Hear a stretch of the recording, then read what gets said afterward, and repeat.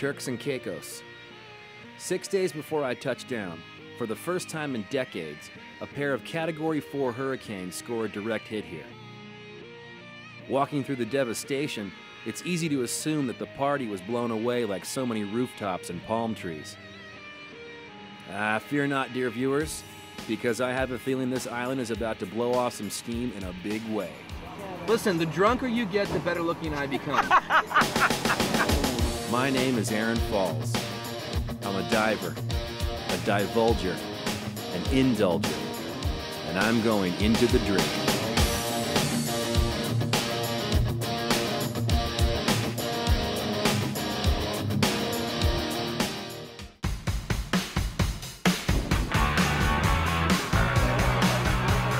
My gut feeling was that Providenciales was too tough to be crippled by some candy-ass force of nature. At least it wasn't enough to stop him from making beer. So it is with great joy, relief, and thirst that I get a private tour of the island's own Turk's Head Brewery. You start with seawater. Seawater, desalinated. Okay. Take out all the salt, and then I will not tell you what I put in, because that's the secret. And the hits just keep on coming. Turk's Head's now doing rum. Daddy's got you. That's right. You're going to a good home. Okay, we're all set for the next 15 minutes. Being a man of science, I needed a small sample for more research. You know, back at the lab. I love my job. The Turks might not be sitting on vast oil reserves or gold deposits, but they possess a resource some argue is far more precious: conch. Forget your prescription enhancers, gentlemen. The secret here is holistic and apparently aquatic. We call that the island Viagra. Of course, if I had known this was going to involve eating shellfish genitalia, I probably would have rethought this. You know, I don't eat fish. Yeah, I So knew you're that. starting me right with penis. Yeah. I'm going from not eating fish to eating penis. Tastes like chicken.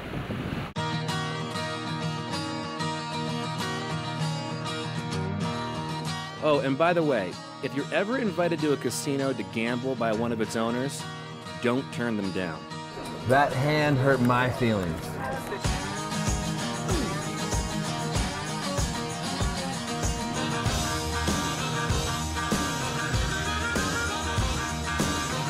This lady's boyfriend never saw me coming. Poor bastard.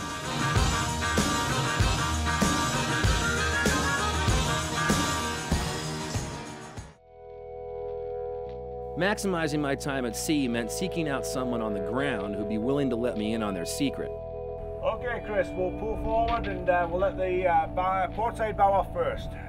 That guy is Alan Jardine, a salty Scotsman who knows these waters better than almost anyone. Rumor has it he knows of a remote stretch of virgin reef that's wild and waiting to be deflowered by yours truly.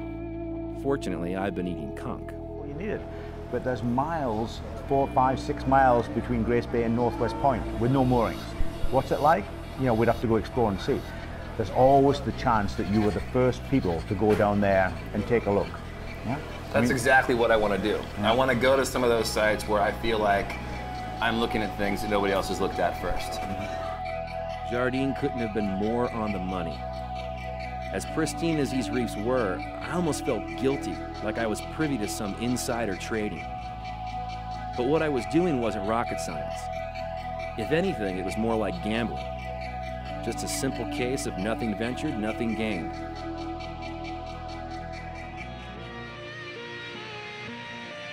At the end of the day, the allure is the unknown. It might look like I know exactly what I'm doing, but I can never be sure of what the ocean will choose to reveal to me. Or, more importantly, who I'll meet along the way. What's the hardest part about being Canadian? These are my people. This is my tribe. At the end of the day, you don't look back, you look ahead. So stick around. Follow me into the drink. I think you should have shaved before this interview. Do you think so?